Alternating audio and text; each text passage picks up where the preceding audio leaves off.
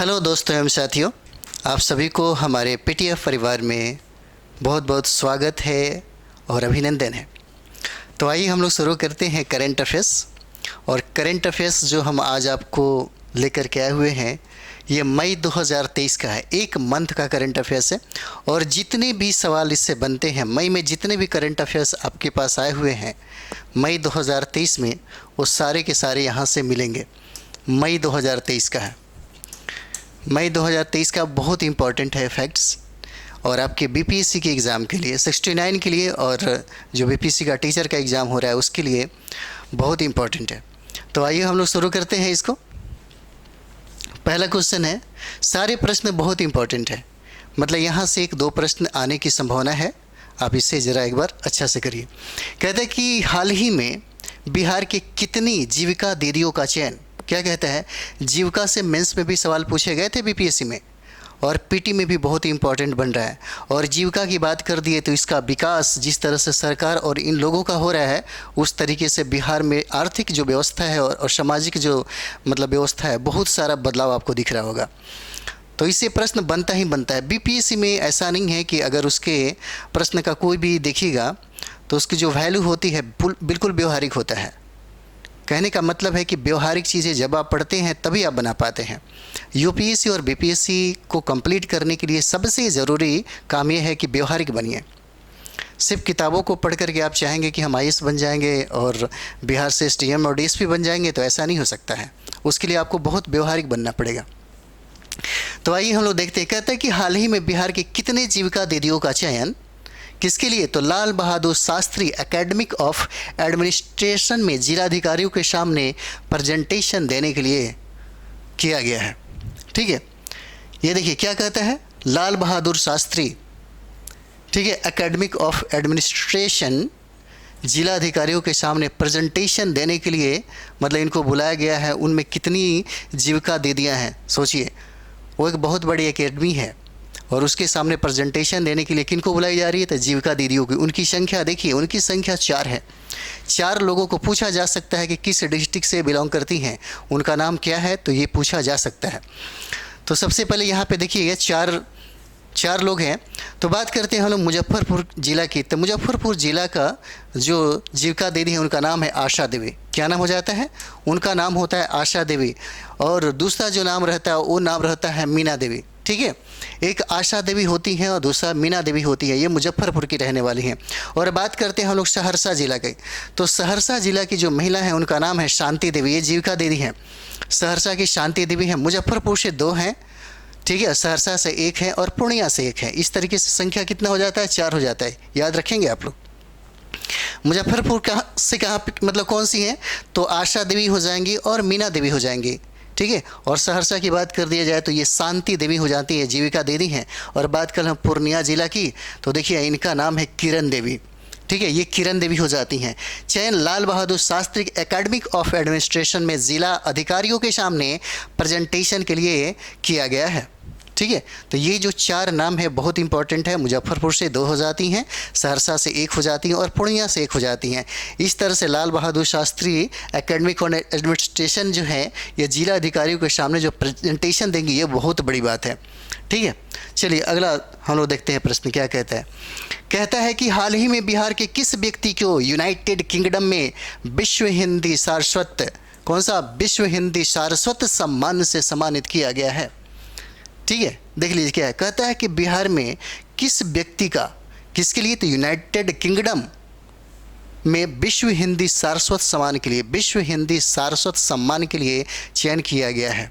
ठीक है, तो उनका नाम क्या हो जाएगा, उनका नाम होता है डॉक्टर वीना।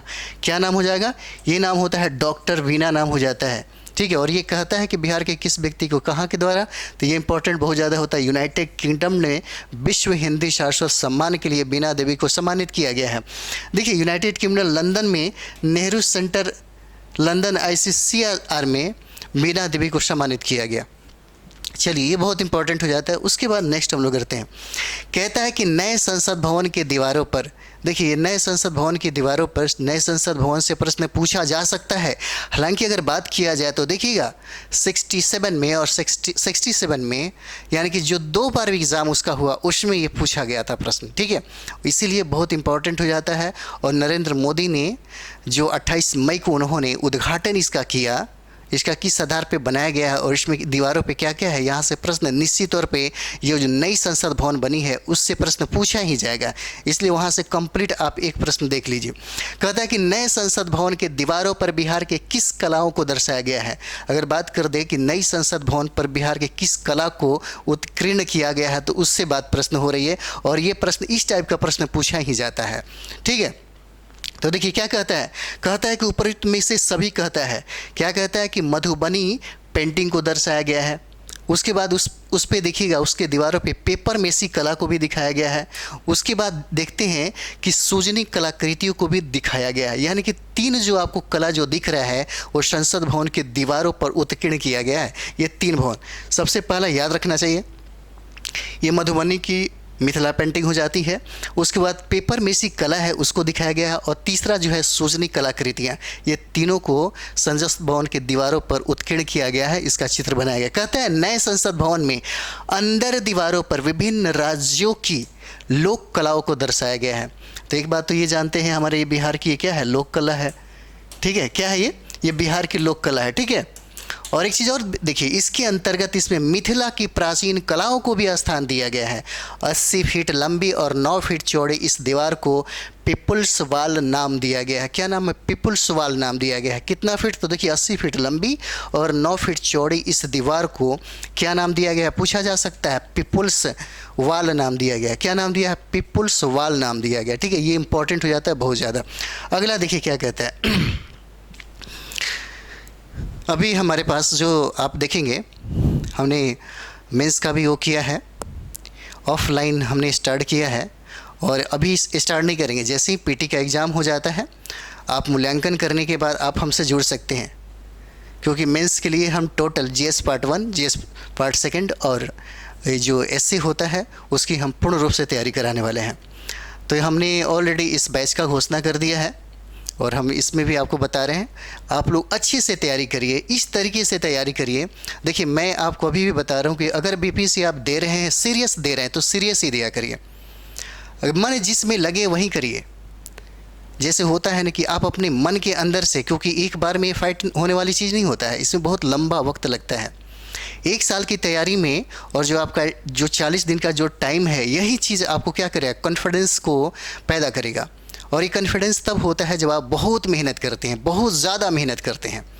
यानी कि रात भर जगने के बाद जब आपकी मतलब परिश्रम जो होती है, जब सुबह में फिर से आप जगते हैं तो उसमें आपकी कॉन्फिडेंस देखिए कितना अच्छा होता है।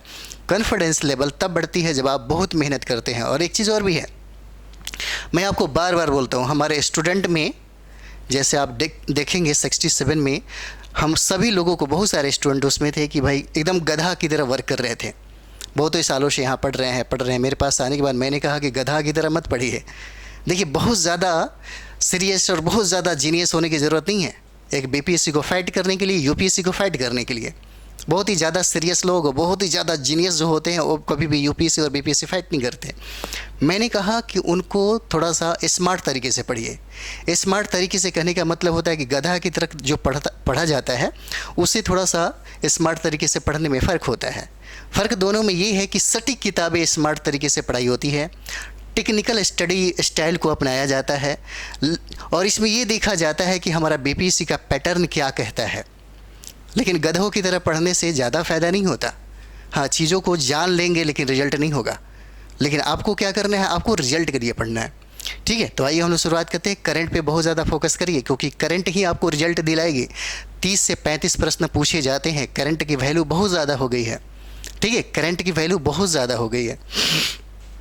कहता है कि हाल ही में नई दिल्ली में आयोजित कौन सा, तो 92वीं Skoch summit India economic forum में बिहार के श्रम संसाधन विभाग, कौन सा, तो ये देखिएगा फोरम विभाग, बिहार के श्रम संसाधन विभाग को चाइल्ड लेबर ट्रैकिंग सिस्टम के लिए कौन सा अवार्ड दिया गया। मैंने इसको ये डेली वाला जो करंट अफेयर्स है उसमें भी मैंने करा था। चाइल्ड लेवल रैंकिंग सिस्टम में जो सबसे ज़्यादा उत्कृष्ट हुआ उसके लिए बिहार को गोल्ड से अवार्ड, मतलब समझिए कि नवाजा गया है। किस अवार्ड से? तो गोल्ड अवार्ड से नवाजा गया है। ठीक है, एक बार प्रश्न को देखिए। हाल ही में नई दिल्ली में, जब ये नई दिल्ली में इसका आयोजन हुआ था, कौन सा? तो 92वीं Skoch summit India economic forum में बिहार के श्रम संसाधन विभाग को चाइल्ड, किस विभाग को पूछा जा सकता है? तो बिहार के श्रम संसाधन विभाग को दिया गया है। किस क्षेत्र में दिया गया है? तो कौन सा उत्कृष्टता में काम किया? तो यहाँ पे देखिएगा, चाइल्ड लेबर ट्रैकिंग सिस्टम में उत्कृष्ट काम करने के लिए बिहार को क्या दिया गया? गोल्ड से नवाजा गया, गोल्ड से सम्मानित किया गया। अगला प्रश्न देखिए, कहता है कि हाल ही में कहाँ आयोजित नेशनल फ्रेंच बॉक्सिंग में बिहार की टीम ने 16 गोल्ड और 1 सिल्वर मेडल के साथ दूसरी बार ओवरऑल चैंपियन बनी है? तो कहाँ पे? तो देखिए ये चंडीगढ़ हो जाता है। कहाँ पे हो जाता है? चंडीगढ़ हो जाता है। कहता है कि कहाँ आयोजित नेशनल बॉक्सिंग कॉन्फ्रेंस में, ठीक है, नेशनल फ्रेंच बॉक्सिंग में। कौन सा? नेशनल फ्रेंच बॉक्सिंग में अगर बिहार की टीम की बात कर दी जाए तो उन्होंने 16 क्या किया? गोल्ड जीता और 1 सिल्वर। तो ये आयोजन कहाँ हुआ था? तो देखिए यही आयोजन आपको चंडीगढ़ में हुआ था। ठीक है, चंडीगढ़ में हुआ था। चलिए अगला प्रश्न देखते हैं। कहता है कि किस वर्ष तक राज्य सरकार के द्वारा फाइलेरिया उन्मूलन का लक्ष्य रखा गया है? ठीक है, देखिए फाइलेरिया उन्मूलन का जो लक्ष्य है वो 2027 तक है। फाइलेरिया उन्मूलन का जो लक्ष्य है वो 2027 तक है। कब तक? 2027 तक। और देखिए इसका लक्ष्य जो 2027 तक जो निर्धारित किया गया है, यहाँ तक आते आते जो फाइलेरिया जो रोग है वो ख़त्म करने का इन्होंने लक्ष्य रख दिया। ठीक है, तो चलिए अगला हम लोग प्रश्न देखते हैं। और लक्ष्य जो है, लक्ष्य से संबंधित भी देखिए कभी कभी लक्ष्य भी पूछा जा सकता है। तो लक्ष्य में भी आप बहुत सारा, हम किसी भी देखिएगा तो अधिकतर करंट में कोई ना कोई लक्ष्य हम दे ही देते हैं जो बहुत इंपॉर्टेंट है। लक्ष्य तो बहुत सारा है, लेकिन 10-15 लक्ष्य ऐसे हैं जहाँ से प्रश्न आपको बनते हैं, वहाँ से पूछा जाता है।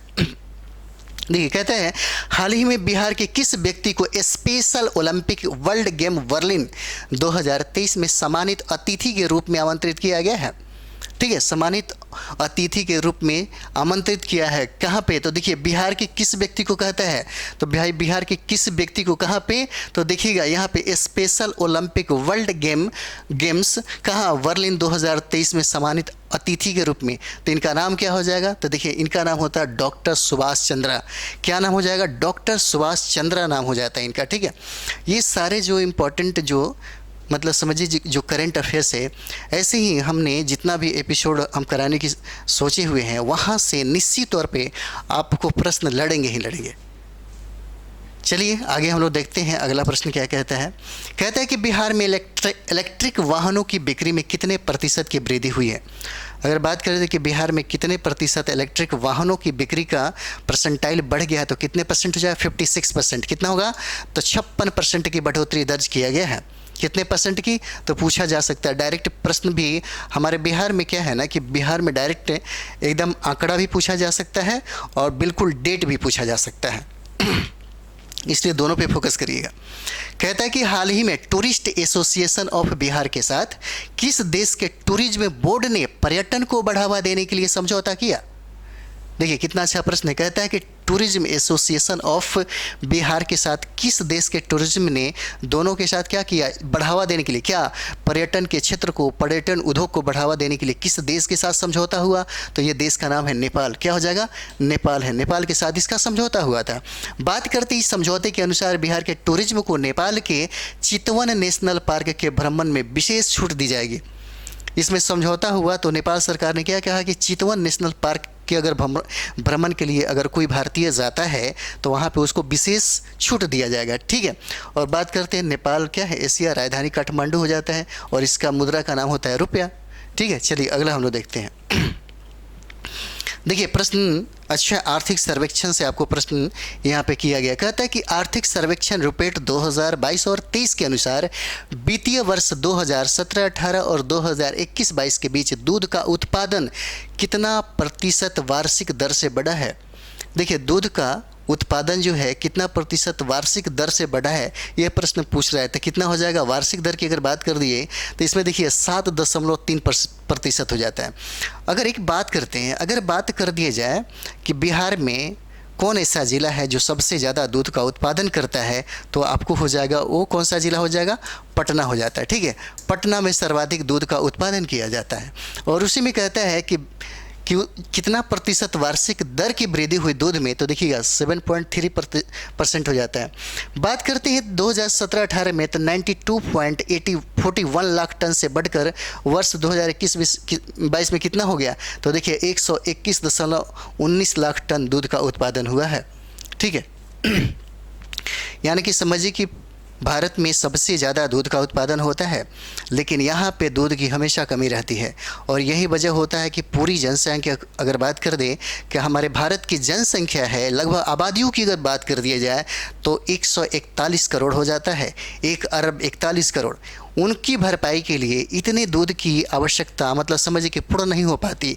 और यही वजह होता है कि भारत में क्या होता है, सिंथेटिक जो मिल्क है इसका उत्पादन होने लगता है, जिससे कैंसर जैसे भयानक बीमारी भी पैदा हो जाता है। जैसे पाउडर वाले दूध जो केमिकल द्वारा बनाए जाते हैं, उसका अगर मार्केट देखेंगे तो करोड़ों अरबों में है, पकड़े जाते हैं वो लोग भी। चलिए अगला देखते हैं। कहते हैं कि हाल ही में किस जिला में गोवर्धन मठपुरी के शंकराचार्य निम्न निश्चलानंद सरस्वती बिहार दौरे पर आए हुए थे।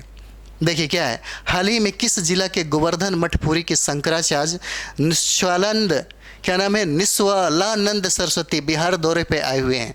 इनका नाम क्या है, तो देखिए किस दौरे पे आए हुए थे, तो ये मधुबनी में आए हुए थे। कहाँ पे, तो देखिए मधुबनी में आए हुए थे। बिहार के मधुबनी जिला में अपने जन्मभूमि पर गोवर्धन मठपुरी के शंकराचार्य निश्चलानंद सरस्वती बिहार दौरे पर आए। यह नवनिर्मित शंकराचार्य धाम का उन्होंने भ्रमण किया। अच्छा, एक चीज़ और भी होता है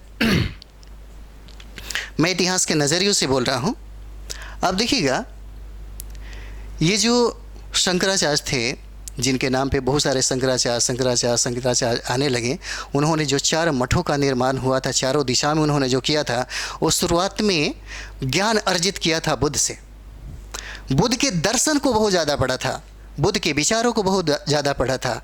और एक चीज़ और होता है ना कि जब एक भस्मासुर, पता नहीं कौन थे, मुझे नहीं याद आ रहा उनका नाम, तो शंकर जी के बहुत बड़े भक्त थे, यानी कि सर को काट करके उनकी भक्ति करने वाले, यानी कि परम जो उनका शिष्य थे, बहुत ही ज़्यादा वो हठी भक्ति थे। तो शिव जी को लगा कि इतना बड़ा भक्त जो अपने मतलब शरीर को भी काट करके मेरी मतलब प्रार्थना और पूजा कर रहा है, उसको कुछ भी देना चाहिए। तो उन्होंने क्या किया, वरदान दिया कि मांगो तुम्हें क्या चाहिए। तो उन्होंने बोला कि हम जिसके सर पे हाथ रख दे वो जल के भस्म हो जाए। तो क्या हुआ कि इनकी पत्नी बड़ी खूबसूरत थी, शंकर भगवान की पत्नी जिनका नाम है पार्वती जी। तो उनको देख के इनके मन में प्रेम जग गया कि क्यों ना हम शंकर को ही मतलब उनके सर पे हाथ रख के उनको भस्म कर दे और उनकी वाइफ को हम अपने पास रख लें। ये चीज़ें समझ गए। कौन समझ गए, शंकर भगवान समझ गए, उनकी पत्नी भी समझ गई। और बड़ी दुविधा हो गया कि अपनी पत्नी से जाकर के बोले कि देखो ऐसे ऐसे मैंने वरदान दे दिया अपने शिष्य को। फिर उसके बाद क्या हुआ, पार्वती जी ने बहुत ज़्यादा षड्यंत्र करने के बाद कुछ ऐसा उपाय उन्होंने ढूंढा और उन्हीं के मंत्र के द्वारा उसी मतलब भिक्षु का क्या कर दिया, समझिए कि सत्यानाश कर दिया। लेकिन बात यहाँ पे है शंकराचार्य का। शंकराचार्य ने ज्ञान तो अर्जित किया बुद्ध से, लेकिन बुद्ध के ही दर्शन को विनाश करने के लिए समझिए कि काफ़ी वो लग गए। आप पढ़ेंगे, जब इतिहास फिलॉसफी जब पढ़ेंगे तो आपको पता चलेगा कि बहुत सारे ऐसे लोग हैं जो बुद्ध के ज्ञान को, बुद्ध के दर्शन को पूरी दुनिया में समझिए कि माना जाता है और ये विज्ञान पे आधारित है। लेकिन हमारे भारत के जो संत हैं, ऋषि हैं, वो भी कम नहीं हैं, एकदम कम नहीं है। वो भी समझिए कि बुद्ध के दर्शन को खा जाने में लगे हुए हैं। और ये लोग वो होते हैं जो इन्हीं से ज्ञान अर्जित करके इन्हीं को ख़त्म कर रहे हैं। खैर ये चीज़ें इतिहास जब पढ़ेंगे, धार्मिक सुधार आंदोलन, तो उसमें आपको चीज़ें दिखेगा। चलिए, ये होता है गोवर्धन मठपुरी के शंकराचार्य। शंकराचार्य की बात आई तो हमको याद आ गया, एक से एक बातें हैं, इतिहास पढ़िए और इतिहास के नज़रियों से देखिए। ठीक है, इतिहास में बहुत सारी चीज़ें हैं। टीवी देखने वाले ही समझिए कि जो समाचार पत्र आप देख रहे होते हैं, टीवी में जो दिखाई जाती है वही सच नहीं होता। आपका विवेक, आपका बौद्धिक, आपका तार्किक और आपकी जो बौद्धिकता है, जो बुद्ध हैं, अगर वो चीज़ें आपके पास है तो न्यूज़ के हर कंटेंट को भी आप समझने में आराम से सफल हो जाएंगे। एकदम आप कमीशन के स्टूडेंट हैं, आप यूपीएससी और बीपीएससी का तैयारी कर रहे हैं तो आपकी नज़रिया चाय जो बेचता है उसकी तरह नहीं होना चाहिए। टीवी वो भी देखता है, वो भी न्यूज़पेपर, वो भी समाचार देखता होगा, वो भी डिबेट देखता होगा, लेकिन उसके देखने और सोचने का नज़रिया और आपके देखने सोचने का नज़रिया ज़मीन आसमान का अंतर होना चाहिए। ये नहीं कि अभी उसी की तरह सोचिए। ठीक है, तो चलिए आते हैं हम लोग। कहते हैं कि हाल ही में किस जिला के गोवर्धन मठपुरी के शंकराचार्य निस्त्रालानंद सरस्वती बिहार दौरे पे आए थे? तो कहाँ पे आए थे? मधुबनी में आए हुए थे। देखिए, बिहार के मधुबनी जिला में अपने जन्मभूमि पर गोवर्धन मठपुरी के शंकराचार्य निश्चलानंद सरस्वती बिहार दौरे पर आए यहाँ नवनिर्वाचित शंकराचार्य धाम का उन्होंने क्या किया? भ्रमण किया। अगला प्रश्न देखिए, कहता है कि केंद्रीय जल शक्ति मंत्रालय द्वारा, किसके द्वारा? तो केंद्रीय जल शक्ति मंत्रालय द्वारा आयोजित नेशनल वाटर अवार्ड 2022, कौन सा? तो नेशनल वाटर अवार्ड 2022 में सर्वोत्तम राज्य की श्रेणी में बिहार का देश में कौन सा स्थान है? तो बिहार का स्थान हो जाता है तीसरा। पूरे अगर भारत में राज्यों की बात कर दे तो नेशनल वाटर अब 2022 देख रहे हैं, इसमें सर्वश्रेणी में बिहार का स्थान तीसरा आता है। क्या आता है? बिहार का स्थान तीसरा हो जाएगा। ठीक है, इस पुरस्कार को वर्ष 2018 में शुरू किया गया था। कौन सा? तो नेशनल वाटर अवार्ड 2022, इसको 2000 कब किया गया? 18 में शुरू किया गया। देखिए, जल शक्ति मंत्रालय के जल संसाधन नदी विकास एवं गंगा जल संरक्षण मंत्रालय के जल संसाधन नदी विकास एवं गंगा संरक्षण विभाग द्वारा चौथे राष्ट्रीय जल पुरस्कार 2022 की घोषणा कर दी गई है। ठीक है, और इसमें अगर बात करें तो पहला स्थान किसको मिला है? तो पहला स्थान चंडीगढ़ को है, पहला स्थान चंडीगढ़ को है। ठीक है, और तीसरा स्थान की अगर बात करें तो हमारा बिहार हो जाएगा। तीसरा पूछा जाता है कि तीसरा किसका स्थान है, क्योंकि आपको बिहार को ये अवार्ड मिला है। ठीक है, चलिए अगला हम लोग देखते हैं। कहता है कि हाल ही में बिहार राज्य जैव विविधता पार्षद की वार्षिक रिपोर्ट के अनुसार विरासत वृक्षों में सबसे समृद्ध जिला कौन सा है? सोचिए, जैसे विरासत समृद्ध जो है उसको कहा जाता है ना। देखिए, 22 मई को अंतर्राष्ट्रीय जैव विविधता दिवस मनाई गई थी और इसी में ये बात तय किया गया था कि बिहार में 50 वर्ष से अधिक पुराने या बड़े जो पेड़ पौधे होंगे या दुर्लभ प्रजाति और सांस्कृतिक महत्व के वृक्षों की संख्या पूरी चंपारण में सबसे अधिक 13,064 है। विरासत वृक्ष कहा जाता है। तो विरासत वृक्ष की संवर्धन के लिए और उसको सुरक्षा के लिए बहुत सारे प्रावधान कर दिए गए। एक अलग से एक नियम बनाया गया। ठीक है, उसमें कहा गया कि सबसे ज़्यादा ये जो 50 वर्ष से अधिक पेड़ पौधे जो वृक्ष हैं वो कहाँ पे दिखेंगे? वो आपको दिखा कहाँ पे? पूर्वी चंपारण में। ठीक है, पूर्वी चंपारण में दिखा और उनकी संख्या कितना है? तो 13,064 है। इन्हें विरासत वृक्ष कहा जाता है। ठीक है, कहता है कि इस मामले में दूसरे स्थान पर बिहार का बक्सर जिला और तथा तीसरे स्थान पर कौन हो जाएगा? जमुई हो जाता है। इसको याद रखेंगे आप लोग। विरासत वृक्ष की अगर बात करी जाए तो यहाँ पे देखिए दूसरा स्थान पे क्या हो जाता है? तो दूसरे स्थान पे, एक मिनट थोड़ा सा सॉरी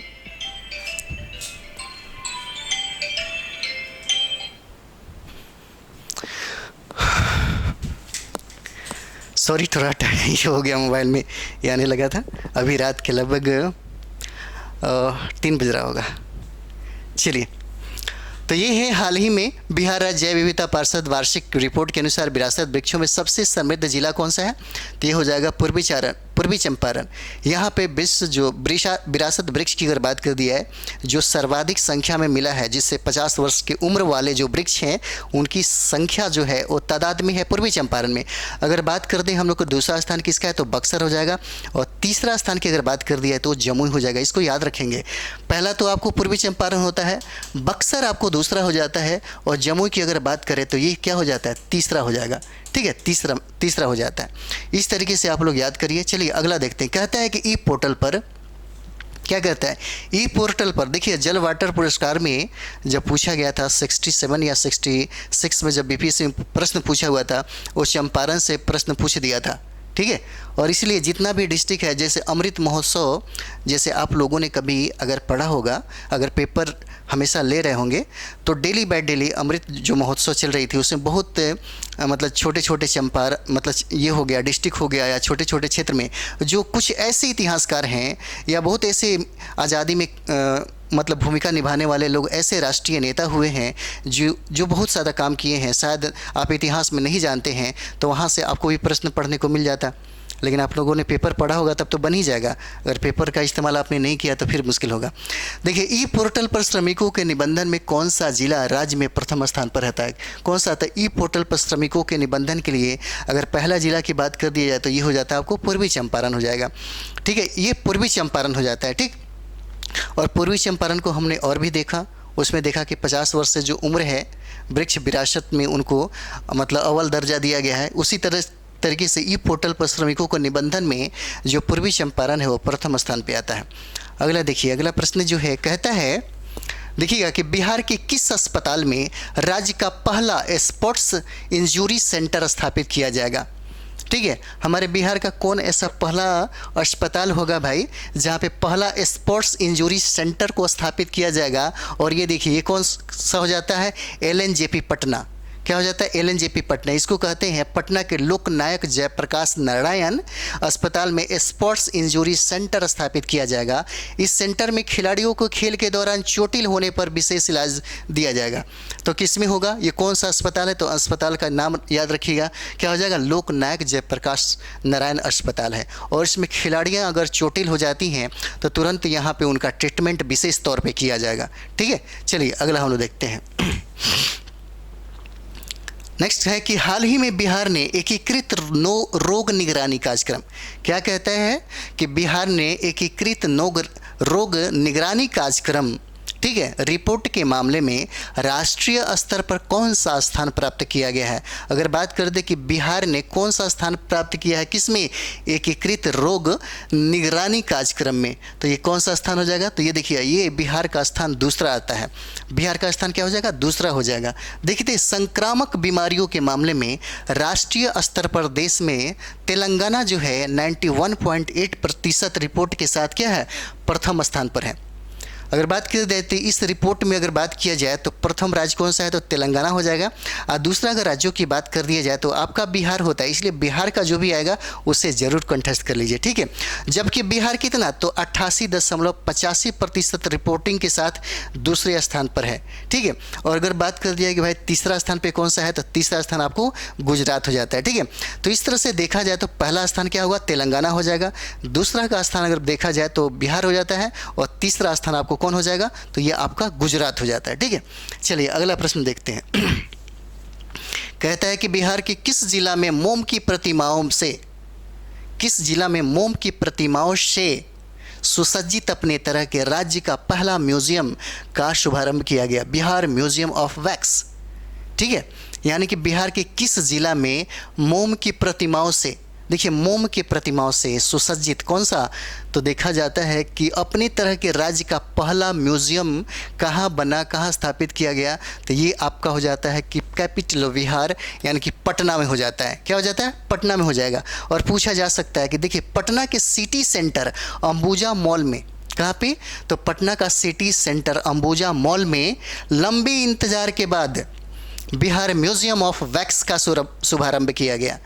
कहाँ, तो देखिए बिहार म्यूजियम ऑफ वैक्स पूछा जा सकता है कहाँ पे शुरुआत किया गया, किसका, तो बिहार म्यूजियम ऑफ वैक्स की शुरुआत आपको पटना में किया गया। पटना में कहाँ पे, तो देखिए अंबुजा मॉल में। और ये कहाँ पे है, तो पटना सिटी में है। ठीक है, पटना सिटी में है। और उसी साइड में, उसी के एरिया को हम लोग पटना साहिब के नाम से भी जानते हैं, जहाँ पे 1666 ईस्वी में हमारे सिख गुरु जो 10वें थे, गुरु गोविंद सिंह का क्या होता है, जन्म होता है। ठीक है, और ये जो स्थल है हमारा, जो बिहार जो स्थल है, वो 3 धर्मों का समझिए कि यहाँ पे उनके चरण का स्पर्श हुआ है, उनके कर्मों का योगदान है। इसलिए पूरी दुनिया में हम बिहार को मतलब समझिए कि इसका इतिहास के पन्नों में स्वर्ण अक्षरों में नाम लिखा गया।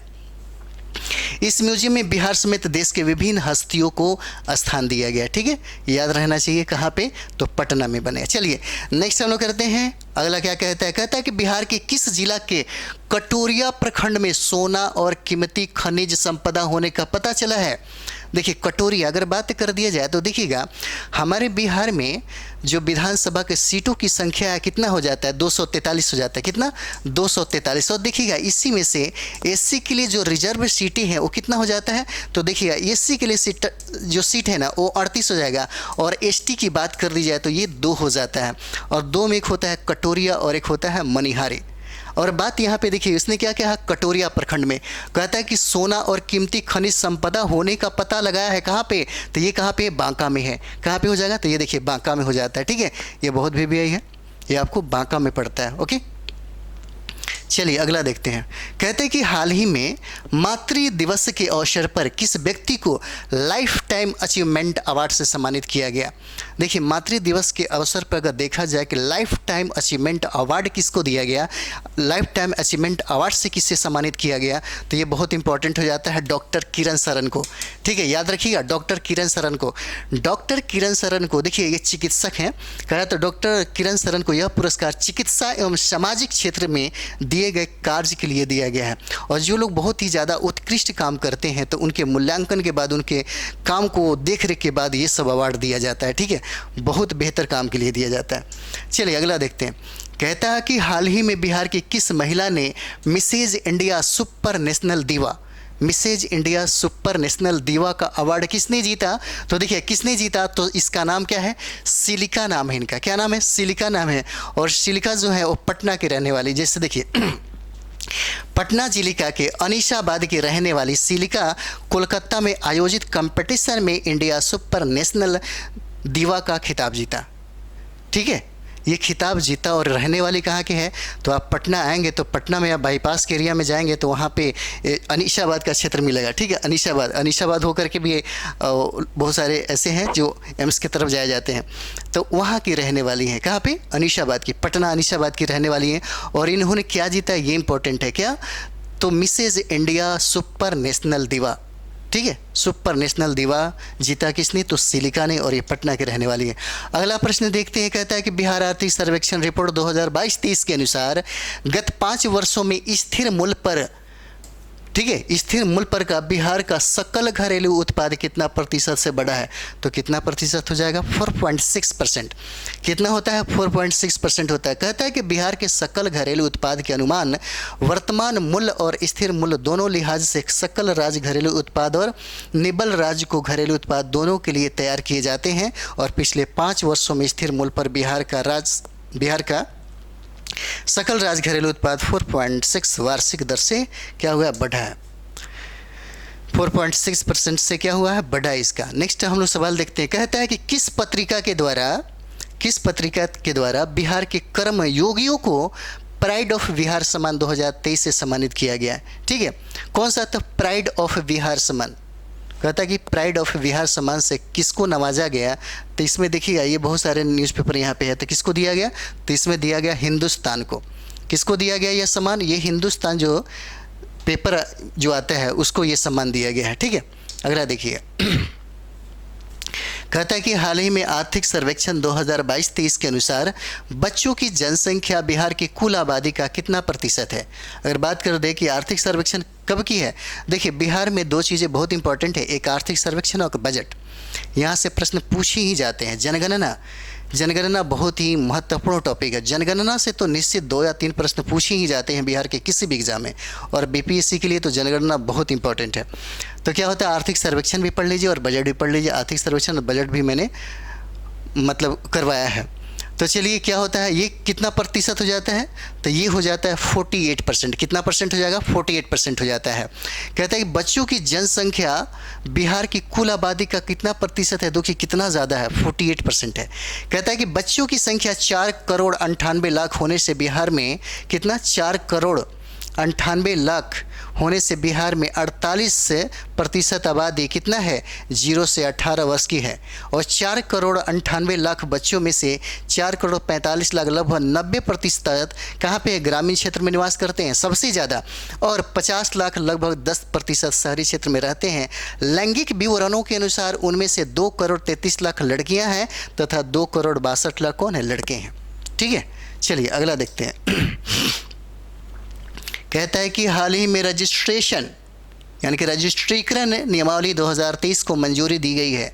ठीक है, 2023 कौन सा, तो रजिस्ट्रीकरण अधिनियम नियमावली 2023 को क्या किया गया, मंजूरी दिया गया। इसके तहत दस्तावेजों की रजिस्ट्री किस पेपर के माध्यम से किया जाएगा।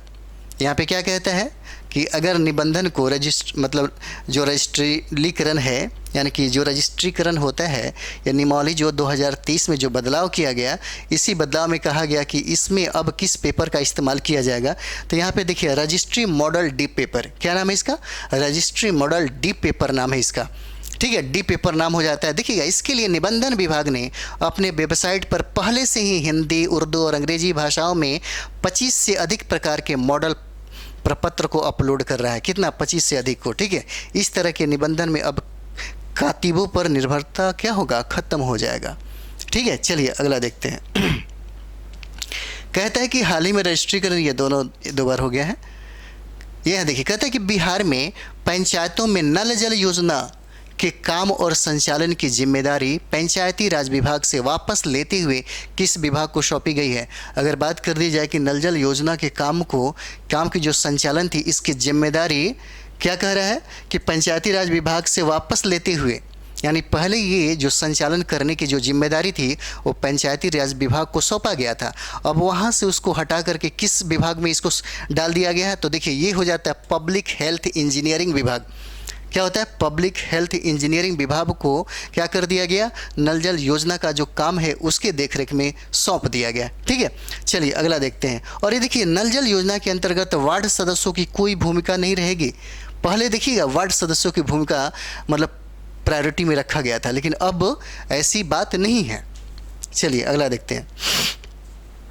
कहता है कि हाल ही में टीबी मुक्त पंचायत अभियान का शुभारंभ, यानी कि टीबी मुक्त पंचायत अभियान का शुभारंभ किसके द्वारा किया गया। टीबी मुक्त क्या कहता है, टीबी मुक्त पंचायत अभियान। टीबी मुक्त पंचायत अभियान का शुभारंभ जो है हमारे बिहार के उप मुख्यमंत्री जो हैं तेजस्वी प्रसाद यादव, इनके द्वारा इसका शुरुआत किया गया, इसके द्वारा प्रारंभ किया गया, ठीक है। मुख्यमंत्री तेजस्वी यादव के द्वारा टीबी मुक्त पंचायत अभियान का शुभारंभ किया गया है, इसे याद रखेंगे आप लोग, बहुत इंपॉर्टेंट है। उसके बाद अगला हम लोग देखते हैं। कहते हैं कि बिहार बजट 2023-24 के अनुसार राज्य का पूंजीगत व्यय का अनुमान कितना लगाया गया है। पूंजीगत व्यय का अनुमान कितना लगाया गया है, तो कभी कभी पूछा जाता है बजट में, डायरेक्ट पूछा जाता है। जैसे डायरेक्ट बजट में क्या पूछा जा सकता है कि कितने करोड़ का बजट है, किस नंबर का बजट है, किसने इसे मतलब पेश किया, ऐसे ऐसे सवाल पूछे जाते हैं। उसके बाद राजकोषीय घाटा कितना है, तो मैंने बजट को भी तैयार किया है, आप बजट को भी आप देख लीजिए। बहुत सारा, यानी कि बजट को बहुत बेहतरीन तरीके से हमने कोशिश किया है आपको देने का, और वहाँ से अगर आप देखते हैं तो प्रश्न वहीं से रहेंगे, छूटेगा नहीं आपका प्रश्न। और आर्थिक सर्वेक्षण हम लोगों ने खुद इस चीज़ को अपने बुक्स में लिखे थे। तो कितना हो जाता है, ये देखिएगा 29,257.31 करोड़ हो जाता है। कितना, तो राज्य का पूंजीगत व्यय जो है अनुमान इतना लगाया गया है। कितना लगाया गया है, तो अनुमान देखिएगा पूंजीगत व्यय का 29,257.31 करोड़ हो जाता है, ठीक है। चलिए अगला देखते हैं। कहता है कि आर्थिक सर्वेक्षण रिपोर्ट 2022-23 के अनुसार 31 मार्च 2022 तक राज्य में कितने बैंक शाखाएं थे, ठीक है। कितने बैंक शाखाएं थे, कब तक, 2022 तक। तो बैंक शाखाओं की अगर संख्या देखा जाए तो ये क्या कहेगा, ये देखिए ये सब चीज़ें आर्थिक सर्वेक्षण रिपोर्ट में दिखाया जाता है। बजट से ज़्यादा इम्पोर्टेंट आर्थिक सर्वेक्षण होता है। उसकी एक साल पहले इससे क्या किया जाता है, उसका मतलब लॉन्च कर दिया जाता है। और आर्थिक सर्वेक्षण से देखिएगा मेंस में भी मतलब क्वेश्चन बनते हैं, इसका डाटा भी आपको बहुत ज़्यादा फायदेमंद होता है, और साथ ही साथ इसे मूल्यांकन करने के लिए भी चीज़ें आपके पास उपलब्ध हो जाते हैं। इसलिए देखिएगा बिहार का बजट और आर्थिक सर्वेक्षण से कम 3-4 प्रश्न पूछे ही जाते हैं, ठीक है। कितना हो जाता है, 7,713 शाखाएँ यहाँ पे मौजूद थी। 7,700 कितना, 13 शाखाएँ। चलिए अगला हम लोग देखते हैं। कहता है कि महिला एवं बाल विकास निगम की ओर से बिहार के कितने जिले से मॉडल पालना घर स्थापित किया गया है। कौन सा, तो मॉडल पालना घर कितने जिले में स्थापित किया गया है।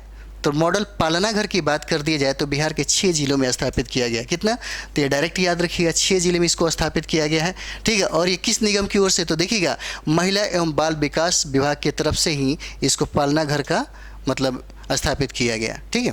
चलिए अगला देखिए। कहते हैं कि हाल ही में बाढ़, सिंचाई एवं मौसम की जानकारी के लिए जल संसाधन विभाग के द्वारा कौन सा एप्लीकेशन लॉन्च किया गया।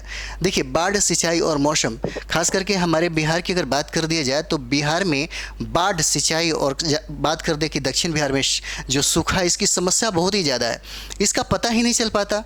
और इसी पता करने के लिए एक एप्लीकेशन जो है, एक एप्लीकेशन जो है, इसी को आगाज़ किया गया जिसका नाम है बेफिक्र।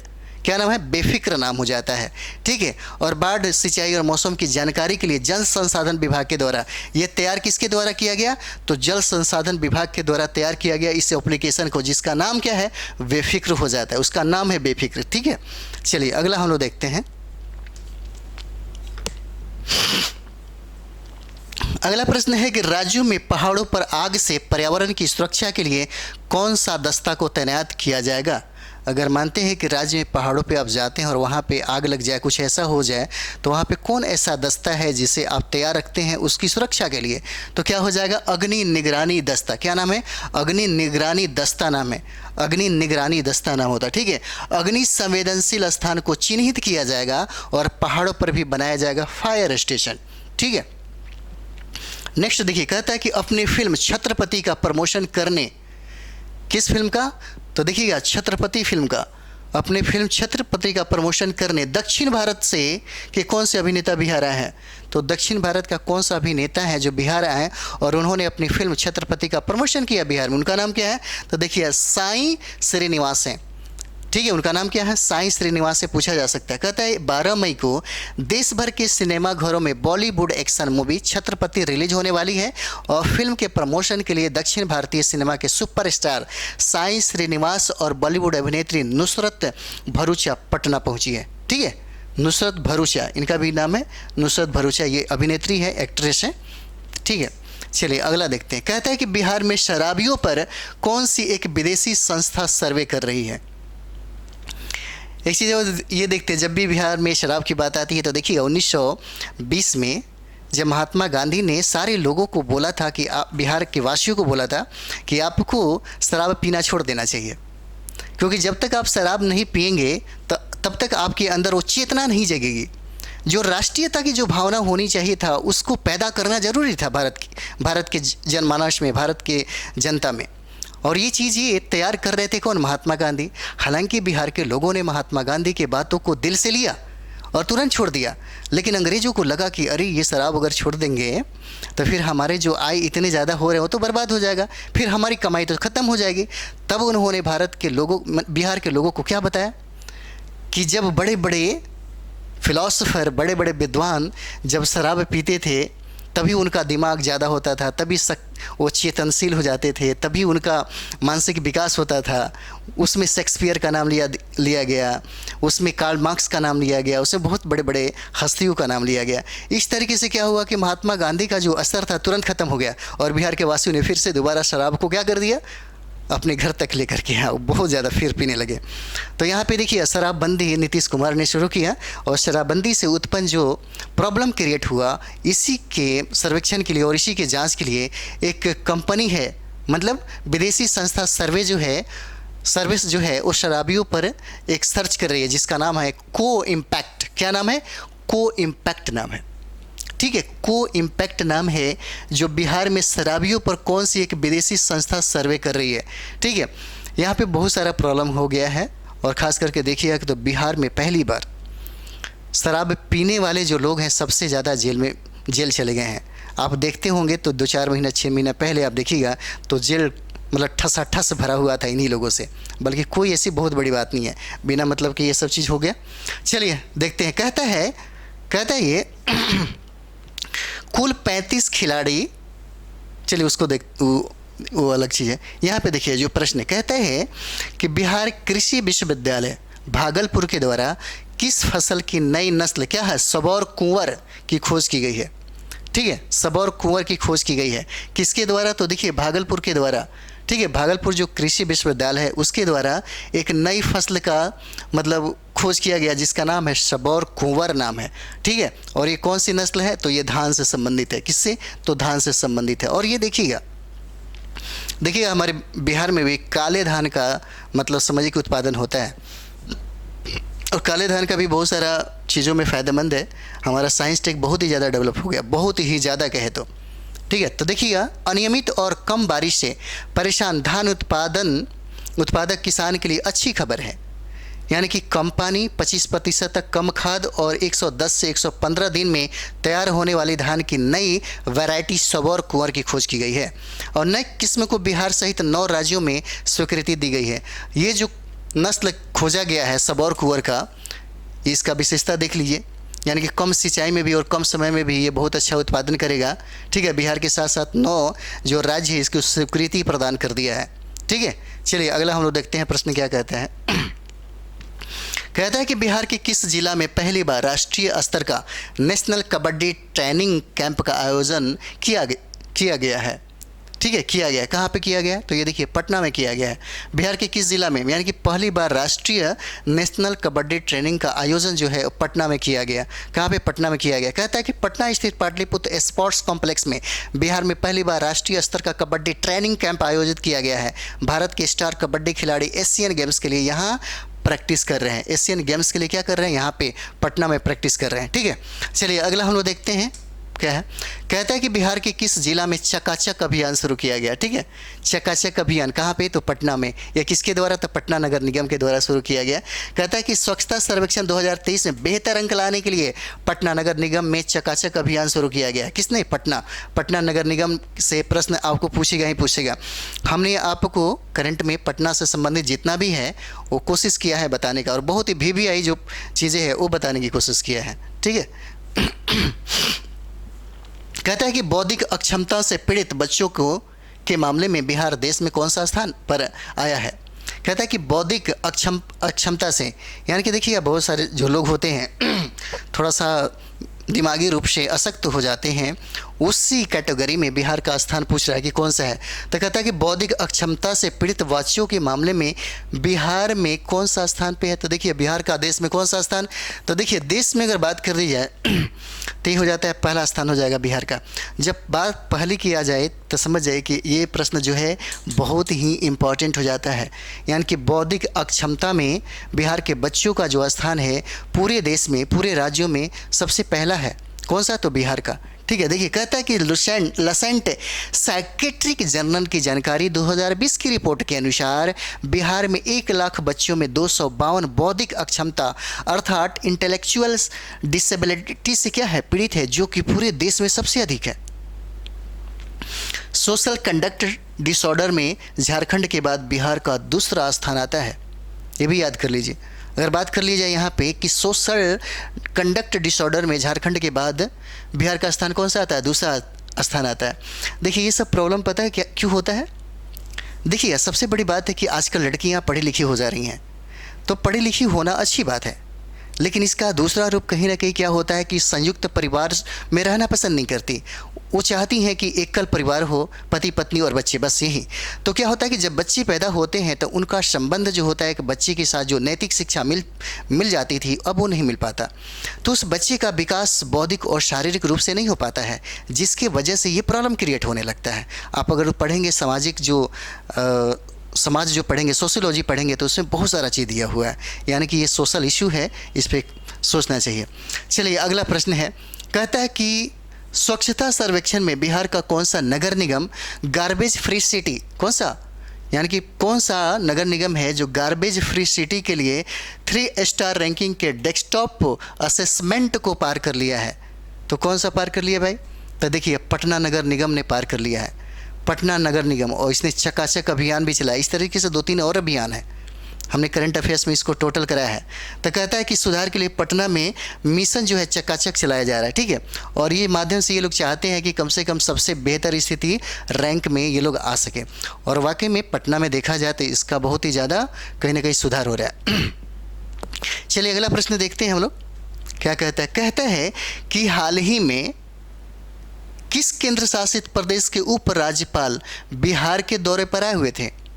कहता है कि बिहार में कहाँ के राज्यपाल थे, ठीक है, जो बिहार दौरे पे, यानी कि कहता है कि केंद्र शासित प्रदेश का नाम बताइए, ठीक है, जहाँ के उप राज्यपाल बिहार के दौरे पे आए हुए थे। तो क्या नाम हो जाएगा? ये देखिए ये जम्मू कश्मीर के हो जाते हैं। क्या हो जाते हैं?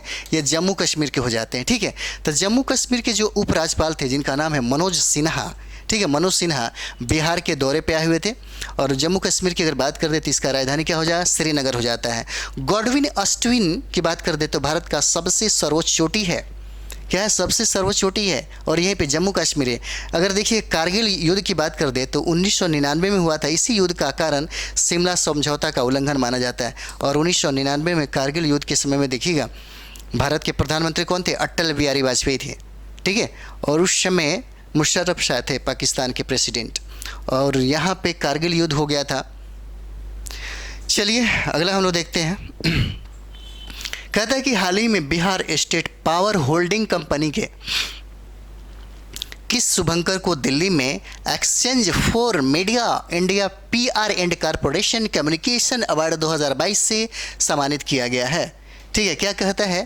कहता है कि हाल ही में Bihar state power holding company के किस शुभंकर को, क्या है, किस शुभंकर को दिल्ली में exchange for media India PR and corporate communication award 2022 से सम्मानित किया गया है। तो ये देखिए उपरोक्त में से क्या हो जाएगा, दोनों हो जाएगा। किसके? बिजली दीदी के लिए और देखिए वोल्टेज भैया के लिए। किसके लिए? तो बिजली दीदी के लिए और वोल्टेज भैया के लिए, इन दोनों को इस सम्मान से क्या किया गया, सम्मानित किया गया। देखिए नाम है बिजली दीदी और दूसरा वोल्टेज भैया। उपयुक्त तो दोनों में से जो मतलब कम्युनिकेशन अवार्ड जो 2022 से, इससे इनको सम्मानित किया गया है। ठीक है, अगला देखिए। कहता है कि पानी का प्रबंधन कर उसे खेतों में पहुंचाने के लिए बिहार की पहली नदी जोड़ो परियोजना पूरी हो गई है। इस योजना के तहत किन दो नदियों को जोड़ा गया है? किन दो नदियों को जोड़ा गया है? तो देखिए कौन हो जाएगा, मोहाने एवं चिरैया। मोहाने एवं चिरैया जो है, कहता है कि पानी का प्रबंधन कर खेतों तक पहुंचाने के लिए, देखिए खेतों का एक चीज़ और भी, नदी जोड़ो जो परियोजना है इससे फ़ायदा हो सकता है। जैसे माना जाए कि नदी जोड़ो परियोजना से जो उत्तर बिहार में सबसे ज़्यादा जो बाढ़ आता है और बाढ़ से ग्रसित जो रहता है उसकी समस्या खत्म हो जाएगी। और दूसरी समस्या इससे और भी फायदा होगा कि जो दक्षिण बिहार में जो सूखा से प्रभावित होता है, वहाँ पे पानी की ज़रूरत होती है, इसी नदी जोड़ो परियोजना के द्वारा उस पानी को यहाँ तक लाया जा सकता है, जिसका फायदा दक्षिण बिहार को भी मिलेगा। ठीक है, कहता है कि नालंदा जिला के चंडी प्रखंड में लिंक के चैनल का निर्माण कर मुहाने और चिरैया नदी को जोड़ा गया है। ठीक है, मुहाने और चिरैया नदी को क्या किया गया, जोड़ा गया है। अगला प्रश्न देखिए, कहता है कि स्वच्छता सर्वेक्षण में बिहार का कौन सा नगर निगम गोजर फ्री 3 स्टार रैंकिंग के डेस्कटॉप असिस्टेंट को पार कर लिया है? ये मैंने कराया है, दोबारा हमने इसको एक टाइप के लिए पटना नगर निगम हो जाएगा। क्या हो जाएगा? पटना नगर निगम हो जाएगा। नेक्स्ट सवाल देखिए, कहता है कि हाल ही में देश में विज्ञान और प्रौद्योगिकी आधारित नवाचार को बढ़ावा देने के लिए भारत सरकार ने एक नई पहल साथी केंद्र की स्थापना की। बिहार में इस केंद्र के लिए किस संस्था को नोडल केंद्र बनाया गया? ठीक है, साथी केंद्र की स्थापना की और किसके लिए नोडल केंद्र बनाया गया? तो ये देखिए आईआईटी पटना को बनाया गया। किसको बनाया गया? तो आईआईटी पटना को बनाया जाता है। ठीक है, कहता है कि यहाँ पे देखिएगा साथी केंद्र की स्थापना किया गया। भारत सरकार की एक नई पहल है साथी केंद्र, और उसके लिए देखिएगा बिहार में एक केंद्र के लिए मतलब जो संस्था को नोडल बनाया गया वो आईआईटी पटना होता है। कौन होता है? आईआईटी पटना हो जाता है। चलिए अगला देखते हैं। कहता है कि राज्य के सभी कारागृह में बेहतर स्वास्थ्य सुविधा के लिए 23 एम्बुलेंस को किसने हरी झंडी देकर रवाना किया है? ठीक है, अगर बात कर दें यहाँ पे कि राज्य के सभी कारागृह में, ठीक है, बेहतर स्वास्थ्य सुविधा के लिए, किसके लिए? तो बेहतर स्वास्थ्य सुविधा के लिए यानी कि 23 एम्बुलेंस को किसने हरी झंडी दी? तो किसने दिया था? तो बिहार के जो मुख्यमंत्री हैं उनका नाम है नीतीश कुमार, उन्हीं ने दिया था। कहता है कि कैदियों के बेहतर इलाज और आपातकालीन स्थिति में अस्पताल में ले जाने के लिए यह एम्बुलेंस काफ़ी उपयोगी होगी। और बिहार में कुल 59 कारागृह है। अगर कारागार की बात करिए जाए तो बिहार में कितना है? 59 है। और जब वहाँ पे कुछ ऐसे मतलब समझिए कि जो कैदी हैं अचानक उनको कुछ ऐसा हो जाए तो तुरंत अस्पतालों तक पहुंचाने के लिए जो एम्बुलेंस का जो उन्होंने हरी झंडी दिया वो नीतीश कुमार ने दिया। और ये एम्बुलेंस की संख्या कितना हो जाता है? 23 हो जाता है। और कारागृह की संख्या देखें तो 59 हो जाता है। चलिए अगला हम लोग देखते हैं। अगला कहता है कि बिहार के किस विभाग के द्वारा होम स्टेट योजना लॉन्च किया गया? ठीक है, होम कौन सा? तो बिहार के किस विभाग के द्वारा होम स्टे योजना, कौन सा? होम स्टे योजना लॉन्च किया गया। होम स्टे योजना लॉन्च किया गया तो किसके द्वारा? तो देखिए पर्यटन विभाग के द्वारा। किसके द्वारा? पर्यटन विभाग के द्वारा किया गया। नेक्स्ट हम लोग देखते हैं। कहता है कि राज्य के सभी कारागृह में बेहतर स्वास्थ्य सुविधा के लिए, ये दोबारा फिर से ये आपको नीतीश कुमार हो जाएंगे जिन्होंने एम्बुलेंस को हरी झंडी दी है। ठीक है, उसके बाद देखते हैं कि हाल ही में यानी कि 324.31 करोड़, कितना? 324.31 करोड़ की लागत से नवनिर्मित विशेष सुरक्षा बल भवन का उद्घाटन किसके द्वारा किया गया? तो ये भी आपको किया गया नीतीश कुमार के द्वारा। किसके, कौन सा? तो देखिएगा सुरक्षा बल भवन का उद्घाटन किया। क्या किया? सुरक्षा बल भवन का उद्घाटन कब किया? तो देखिए ये कहा जाता है, ये इसका मतलब जो लागत जो लगा है वो 324.31 करोड़ है, और इसको किसने किया था? तो नीतीश कुमार ने किया था। नीतीश कुमार ने इसका उद्घाटन किया। अगला देखते हैं, कहता है कि किस संस्था के द्वारा राहुल सांस्कृत्यायन द्वारा तिब्बत से लाए गए 5 ग्रंथों का हिंदी में अनुवाद किया जाएगा। तो क्या हो जाएगा? उपरिक्त में से ये दोनों हो जाता है। देखिए, कहता है कला संस्कृति विभाग द्वारा, विभाग बिहार सरकार, और दूसरा कहता है केंद्रीय उच्च तिब्बती शिक्षा संस्थान सारनाथ के द्वारा। ठीक है, ये दोनों के द्वारा क्या किया जाएगा? हिंदी अनुवाद किया जाएगा। ठीक है, इसको याद रखिएगा, ये इंपॉर्टेंट हो जाता है। कहता है कि राहुल सांस्कृत्यायन द्वारा तिब्बत से लाई गई 5 ग्रंथों को अब हिंदी में भी पढ़ा जा सकेगा। इसके लिए बिहार सरकार के कला संस्कृति विभाग और सारनाथ के केंद्रीय उच्च तिब्बती शिक्षा संस्थान के बीच में क्या हुआ? समझौता हुआ कि हिंदी में इसका अनुवाद करना चाहिए। और ये कहाँ से लाया गया? तिब्बत से लाया गया। चलिए अगला देखते हैं। कहता है कि कचरा प्रबंधन में खराब प्रदर्शन के कारण नेशनल ग्रीन ट्रिब्यूनल में बिहार पर कितना रुपया खर्च किया गया? तो देखिए 4000 करोड़ रुपया खर्च हुआ है। कितना? तो 4000 करोड़ रुपया खर्च हुआ है। किसके लिए? तो कचरा प्रबंधन में खराब प्रदर्शन के कारण नेशनल ग्रीन ट्रिब्यूनल ने बिहार पर कितने रुपए का जुर्माना लगा दिया है? तो जुर्माना की अगर बात कर दिया तो देखिए 4000 करोड़ का जुर्माना लग गया हमारे बिहार सरकार पे। ठीक है, 4000 करोड़ का। अगला देखिए, कहता है कि बिहार बजट के अनुसार वित्तीय 2023-24 में 4478.97 करोड़ के राजस्व बचत रहने का अनुमान है, जो सकल राज घरेलू उत्पाद का कितना प्रतिशत हो जाएगा? तो देखिए 0.52% हो जाएगा। कितना हो जाएगा? 0.52%। बिहार बजट के अनुसार वित्तीय 2023-24 में कितना? 4478.97 करोड़ के राजस्व बचत रहने का अनुमान है, जो कि बिहार के सकल राज घरेलू उत्पाद कितना? तो 8,58,928 करोड़ों का कितना? 0.25% है। चलिए अगला हो जाता है। कहता है हाल ही में किसके द्वारा फेस्टिवल ऑफ रिवर्स गंगोत्सव, ठीक है, किसके द्वारा? तो हाल ही में किसके द्वारा फेस्टिवल ऑफ रिवर्स गंगोत्सव का आयोजन बिहार में पटना के कलेक्ट्रेट घाट पर किया जाएगा। किसके द्वारा? तो IDPTS जो नई दिल्ली है इसके द्वारा किया जाएगा। ठीक है, किसके द्वारा होगा? तो देखिएगा IDPTS जो है नई दिल्ली के द्वारा इसका आयोजन किया जाएगा। चलिए अगला देखते हैं। कहता है कि स्ट्रीट वेंडर, क्या स्ट्रीट वेंडर और फुटपाथ दुकानदारों को ऑन स्पॉट कौशल प्रशिक्षण देने के लिए कौन सा योजना लाया जा रहा है? तो कौन सा योजना लाया जा रहा है? तो ये देखिए इंपॉर्टेंट ज़्यादा, चलंत कौशल योजना, इसको आप याद कर लीजिए, ये बहुत VBI है। कहता है स्ट्रीट वेंडर यानी कि रोड पे जो फुटपाथ वाले जो रेडी लगाते हैं उसके लिए एक योजना बनाई गई है। ठीक है, चलंत कौशल वाहन। ठीक है, कहता है कि स्ट्रीट वेंडर और फुटपाथ दुकानदारों का ऑन स्पॉट कौशल प्रशिक्षण होगा। प्रथम चरण में 8 जिला पटना, नालंदा, सारण, वैशाली, दरभंगा, पूर्वी चंपारण, गया और मुजफ्फरपुर जिले में इस योजना को शुरू किया गया है। कितने जिले में शुरू किया गया है? तो देखिए 8 जिले में इसको शुरू किया गया। कौन सा योजना? तो चलंत कौशल वाहन योजना, चलंत कौशल वाहन योजना। ठीक है, अगला हम लोग देखते हैं।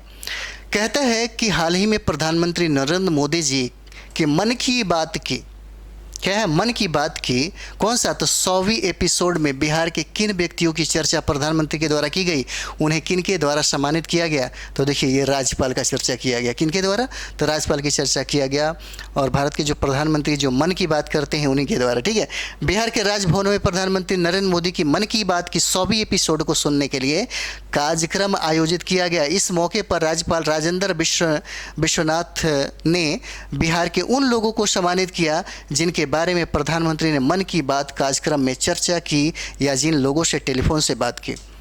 ठीक है, अगला देखिए। बिहार लोक सेवाओं का अधिकार अधिनियम के क्रियान्वयन में राज्य भर में कौन सा जिला प्रथम स्थान पर है? क्या कहता है कि लोक सेवाओं के अधिकार के अधिनियम के क्रियान्वयन के लिए पहला स्थान कौन सा हो जाता है? तो ये आपका हो जाता है पटना हो जाएगा। कौन हो जाएगा? पटना हो जाएगा। बिहार के पटना जिला में पिछले 1 वर्षों में लगभग 23.47 लाख आवेदकों का निपटारा किया गया। इस मामले में मुख्यमंत्री नीतीश कुमार के द्वारा district magistrate doctor Chandrashekhar Singh को सम्मानित किया गया है। ठीक है, डॉक्टर चंद्रशेखर सिंह को इसके लिए सम्मानित किया गया है। अगला है कि किस अभियान के तहत गृह विहीन लोगों को ब्यौरा जुटाने के लिए राज्य सरकार के द्वारा एप्लीकेशन लॉन्च किया गया था? किसके द्वारा? तो देखिए बसेरा अभियान के तहत। किसके तहत? बसेरा अभियान के तहत। देखिएगा, जो घर से विहीन है, जिनके पास घर नहीं है, उनके लिए एप्लीकेशन बनाई गई और उसका नाम क्या था? बसेरा अभियान के तहत इसको किया गया। कहता है कि बसेरा अभियान को और गति देने के लिए राज्य सरकार ने मोबाइल ऐप लॉन्च किया। इसके तहत गृह विहीन लोगों से प्राप्त आवेदन का सत्यापन करने का प्रावधान किया गया है। पूरे राज्य में आवास विहीन लोगों का ब्यौरा एकत्र किया जाएगा तथा वैसे व्यक्ति जिनके पास आवास के लिए जमीन उपलब्ध नहीं है, उनको राज्य सरकार के द्वारा 5 डिसमिल, कितना? तो 5 डिसमिल भूमि दी जाएगी। ठीक है, 5 डिसमिल भूमि दी जाएगी। बहुत स्थिति खराब है, घर विहीन हो जाते हैं लोग। बिहार के मुजफ्फरपुर में स्थित एनटीपीसी कांटी को उत्पादन के क्षेत्र में देश में कौन सा स्थान मिला? तो कौन सा स्थान मिलता है? तो ये हो जाता है आपको 10वां। ये इंपॉर्टेंट हो जाएगा ये वाला, ये बहुत भी आई है। कहता है कि मुजफ्फरपुर में जो एनटीपीसी कांटी जो थर्मल पावर ये है, उसको देश में कितने स्थान पे है? तो देखिए ये 10वां स्थान हो जाता है। ठीक है, 10वां स्थान हो जाता है। अगला देखिए, कहता है कि हाल ही में बिहार की राजधानी पटना में स्थित बिहटा में 287 करोड़ रुपए की लागत से बनने वाले एसडीआरएफ मुख्यालय भवन का शिलान्यास किनके द्वारा किया गया? तो देखिएगा, एसडीआरएफ जो मुख्यालय भवन का निर्माण जो है, इसका शिलान्यास मुख्यमंत्री के द्वारा, नीतीश कुमार के द्वारा किया गया है। किसके द्वारा? तो नीतीश कुमार के द्वारा किया गया है। और ये कहाँ पे है? तो पटना के बिहटा में है। ठीक है, चलिए अगला देखिए। कहता है कि हाल ही में मिसेज बिहार 2023 की विजेता कौन बनी है? तो मिसेज बिहार की अगर बात करिए तो रोहिणी है, डॉक्टर रोहिणी। इनका नाम क्या है? डॉक्टर रोहिणी मिसेज बिहार 2023 का विजेता बनी है। अगर बात करें रोहिणी बिहार के कहाँ की है, तो सहरसा जिला की रहने वाली है। इस प्रतियोगिता का आयोजन ओशियन इंटरटेनमेंट के द्वारा किया गया था। इसका उद्घाटन आईपीएस विकास वैभव के द्वारा किया गया। ठीक है, विकास वैभव के द्वारा किया गया। और सबसे इंपॉर्टेंट क्या है? मिसेज बिहार 2023 कौन जीता? डॉक्टर रोहिणी ने जीती, जो कहाँ की रहने वाली है? तो सहरसा की रहने वाली है। ठीक है, अगला देखिए। कहता है कि हाल ही में, क्या कहता है? हाल ही में पूर्वी चंपारण के मोतिहारी में आयोजित 10वीं राष्ट्रीय ड्रैगन बोट प्रतियोगिता में बिहार को कुल कितने मतलब स्वर्ण पदक मिले थे? ये बहुत इंपॉर्टेंट है, ये आपके लिए बहुत इंपॉर्टेंट है। यहाँ से प्रश्न पूछे जा सकते हैं, इसको जरूर याद कर लिए। कितने पदक हो जाएंगे? तो 6 हो जाएंगे। कितने पदक हो जाएंगे? 6 हो जाएंगे। पूछा जा सकता है कि 10वीं, कौन सा 10वीं राष्ट्रीय ड्रैगन बोट प्रतियोगिता कहाँ हुआ? तो मोतिहारी में हुआ। मोतिहारी कहाँ पे है? तो पूर्वी चंपारण में है। ठीक है, यहाँ से प्रश्न रहेगा तो रहेगा, ये पूछा जा सकता है, इसे याद कर लीजिए, ये बहुत इंपॉर्टेंट है। ठीक है, अगला देखिए। कहता है कि बिहार के किस व्यक्ति को राजस्थान में एकेडमिक एक्सीलेंस अवार्ड और रिसर्च एक्सीलेंस अवार्ड से सम्मानित किया गया है? बिहार के किस व्यक्ति को? कहता है कि बिहार के किस व्यक्ति को, कौन सा? तो राजस्थान में एकेडमिक एक्सीलेंस अवार्ड और रिसर्च एक्सीलेंस अवार्ड से सम्मानित किया गया। उनका नाम देखिए क्या है? डॉक्टर राज सिन्हा नाम है। डॉक्टर राज सिन्हा नाम हो जाता है। क्या होता है? डॉक्टर राज सिन्हा नाम होता है। देखिए, अभी जो करंट अफेयर्स है, 40 दिन जो टाइम है ना, 40 दिन में जितना हो सके रिवाइज करिए। और सबसे ज़रूरी एक चीज़ है आपके लिए, मैं बता रहा हूँ, एक सेट आपको प्रतिदिन बनाना है। और देखिए, सेट में क्या होता है ना कि बहुत ऐसे लोग हैं जो ये नहीं जानते हैं कि मानते हैं कि आप सेट बना रहे होते हैं। 150 का नेगेटिव है, इसको भी ध्यान में रखिए। जैसे 150 का बना रहे हैं, ठीक है। कभी कभी आप बनाते हैं तो कोई सेट में 70-80 के बीच में अगर आ रहा है तो 70-80 ही आएगा। अगर अभी आप सेट में जितना बना रहे हो वो बढ़ेगा नहीं। लेकिन बढ़ेगा कैसे, इस चीज़ पे देखिएगा। हर सेट पे जितना भी गलत हो रहा है ना, उसके जितने भी ऑप्शन है उस पर आप वर्क करिए। आपके पास बहुत अभी टाइम है, जितना भी ऑप्शन है उस पर वर्क करिए। अगर आपको लगता है कि थोड़ा सा प्रॉब्लम हो रहा है, अगर मेडिकल में या साइंस में कोई भी चीज़ हो रहा है तो रिवाइज कर लीजिए, फटाफट रिवाइज करिए वहाँ से क्यों गलत हो रहा है, फिर उसके बाद बनाइए, फिर वैसा ही करिए। देखिए, आपका रिवीजन जितना ज़्यादा होगा, यानी कि रिवीजन जितना होगा वही आपको डिवीज़न को यानी कि तय करेगा। जितना रिवीजन उतना डिवीज़न। तो ये कोशिश करिए, रिवीजन ही आपको आपका स्कोर दिलाएगी। और जहाँ तक रिवीजन का सवाल है वो बहुत ही समझिए, सीरियस होकर करना चाहिए। अब आपको थोड़ा सा दूर हो जाइए सोशल मीडिया से, बाकी सब चीज़ों से, अपने दोस्तों से। सिर्फ टाइम का इस्तेमाल करिए। हर 1 मिनट, हर 1 घंटा, हर 1 सेकंड आपके लिए समझिए कि रिजल्ट की तरफ ले जाएगा। नहीं तो समझिए कि आपको फिर पूरा का पूरा टाइम चला जाता है। ठीक है, हमारा इस सेशन का अंतिम जो सवाल है यहाँ पे है। कहता है कि हाल ही में किस प्रसिद्ध अर्थशास्त्री को नालंदा विश्वविद्यालय के कुलपति के रूप में नियुक्त किया गया है? अगर बात करें हम लोग कि किस व्यक्ति को नालंदा विश्वविद्यालय के कुलपति के रूप में नियुक्त किया गया है, तो वो नाम होता है अरविंद पनगड़िया। देखिए, नीति आयोग के जो अध्यक्ष होते हैं वो प्रधानमंत्री होते हैं। और उपाध्यक्ष की बात कर दिया तो पहला उपाध्यक्ष कौन थे? यहीं अरविंद क्या हो जाते हैं? पनगड़िया हो जाते हैं। अर्थशास्त्री और पद्म भूषण से सम्मानित कोलंबिया यूनिवर्सिटी के प्रोफेसर अरविंद पनगड़िया को नालंदा विश्वविद्यालय का कुलपति नियुक्त किया गया है। ठीक है, और बिहार नालंदा विश्वविद्यालय की बात कर दिया जाए तो नालंदा विश्वविद्यालय और बोध गया का महाबोधि मंदिर शामिल है। नालंदा विश्वविद्यालय को 2016 में तथा महाबोधि मंदिर को 2002 में विश्व विरासत घोषित किया गया था। ठीक है, और यहीं तक हमारा सेशन जो है वो समाप्त होता है। हम लोग फिर नेक्स्ट वीडियो में आपसे मिलते हैं, और हमारा ये सेशन अच्छा लगता है तो आप एक बार इसको बहुत अपने दोस्तों में इसे शेयर करिए, बहुत शेयर करिए, और आप लाइक करिए, सब्सक्राइब करिए और कमेंट्स करिए कि आपको और किस चीज़ की कमी हो रही है, ताकि अगर हमारे नज़रों में नहीं है तो हम उस चीज़ पे सोचेंगे, विचारेंगे। ठीक है, और आप लोग खूब मन से पढ़ाई करिए, बहुत एकदम तैयारी ज़ोर शोर से होना चाहिए, कोई भी इसमें ढीला सिली मत करिए, एकदम तैयारी बढ़िया से करिए। ठीक है, मिलते हैं अगले वीडियो में। Thank you very much.